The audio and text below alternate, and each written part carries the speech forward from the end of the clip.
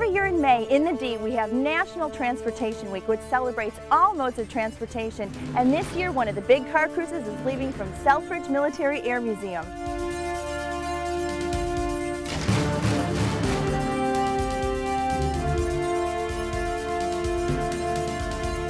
What's great about this year's cruise is that before we take off, we get to check out the museum.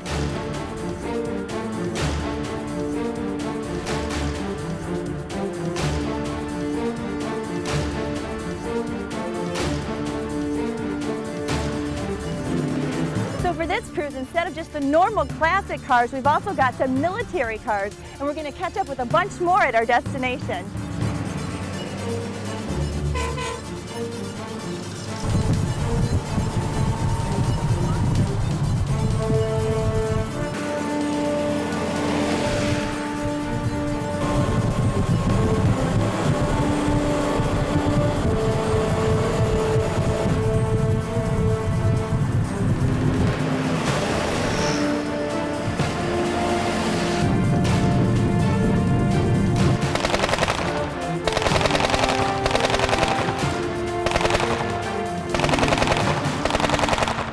So we've made it to our destination, and they have even more military vehicles here, like this World War II Jeep I'm standing next to. So John, tell me about the Arsenal of Democracy. Why this event today?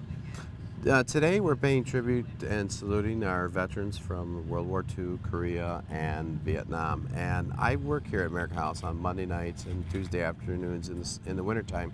So we came up with this idea to bring the vehicles in and let the vets experience the vehicles one more time. The Arsenal of Democracy is sort of like a group that goes around and keeps these events going. Is that sort of the mission of the Yes, that is the mission, Arsenal? is to keep history alive, bring history to you, sort of like the old traveling circuses. Mm-hmm. But we are now in talks, and we are about to get down to the nitty-gritty of actually putting a brick and mortar building in Warren, Michigan. Oh, wonderful. So it'll be over by 12 Mile and Van Dyke. Well, can you show me some of the Sure. cars today? Sure. I heard this one earlier. This is our 1944 M20. It was manufactured in Chicago, Illinois, November 1st, 1944. Okay. It was sent to Europe. It did see action in the Battle of the Bulge. Top speed over 50 miles an hour, has a crew of 6. This was another product of Ford Motor Car Company. Famous generals used it. General Devers had an M20. General Patton had an M20. So that's this is this is a World War II. This is a 1942 Willys MB, serial number 12666. It was you know your stuff. it was manufactured on March 26, 1942 at approximately 1:05 p.m. in the afternoon. Get out. No, Willys kept detailed records, and I actually have a Wow. picture of it rolling off the assembly line. This is a 1943 GMC CCKW. It was the backbone truck of the war. It hauled most of the supplies for the war. These were all made here in Detroit. They made over 600,000 of them. You can still go into foreign countries, South America. You can still find these in use all the time. Really?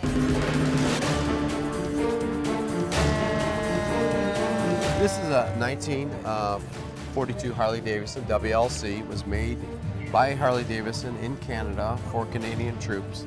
This is the military police bike. It's equipped with a siren. It's equipped with blackout lights, Thompson machine gun, submachine gun. There's only 2 known in existence. Two known. One is yours, and one is the Ottawa War Museum. Ottawa one. Wow. Right, and they usually come around once a year to see if I want to sell it. And of course, I don't want to sell it. This is the workhorse of the Vietnam War. This is the M35. And basically, the M35 stayed in service all the way up to the 1990s. Oh, wow. And if you still look on a lot of the countries that fought in the first Persian Gulf War, they were using M35s to do their transport. This is a Vietnam-style ambulance right here. And this particular line is popular all over the world. You'll see a lot of foreign countries have this. They still use, it's still used. This is what they call 4 litters. These are the litters. This vehicle here replaced the World War II style Dodge ambulance. And I'll tell you, if you ever travel around the world, when you get back home, you know truly the United States is the world. Yeah. Because when you get back here, you can live in safety, and the safety is provided by all these veterans. Yeah, it is. Thanks to you. Thank you.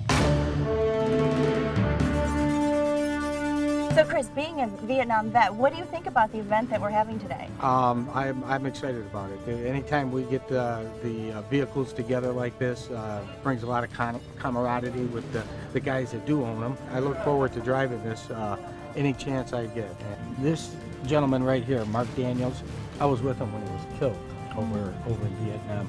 I got a little dedication right here from Mark, who was killed in 1968-69 on March 18.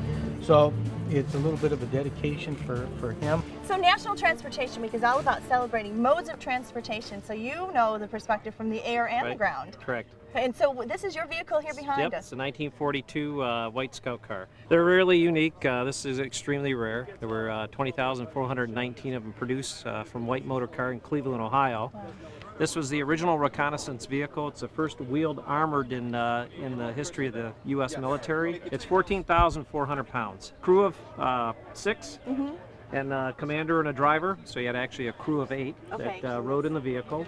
And the objective was to drive into enemy territory, detach the machine guns and the tripods around the back. They would set up a perimeter and scout the enemy and radio the positions back for artillery and forward scouting.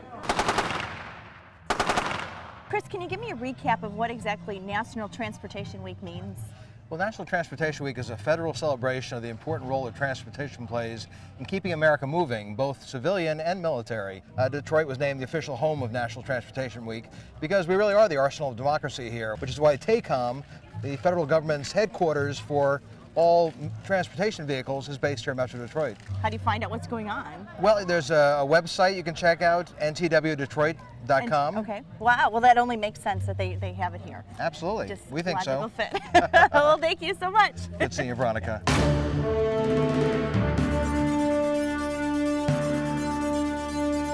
And despite the rain, we even had a few classic cars make it out here for the cruise today. Another great event during National Transportation Week and a great car cruise put on by the Arsenal of Democracy.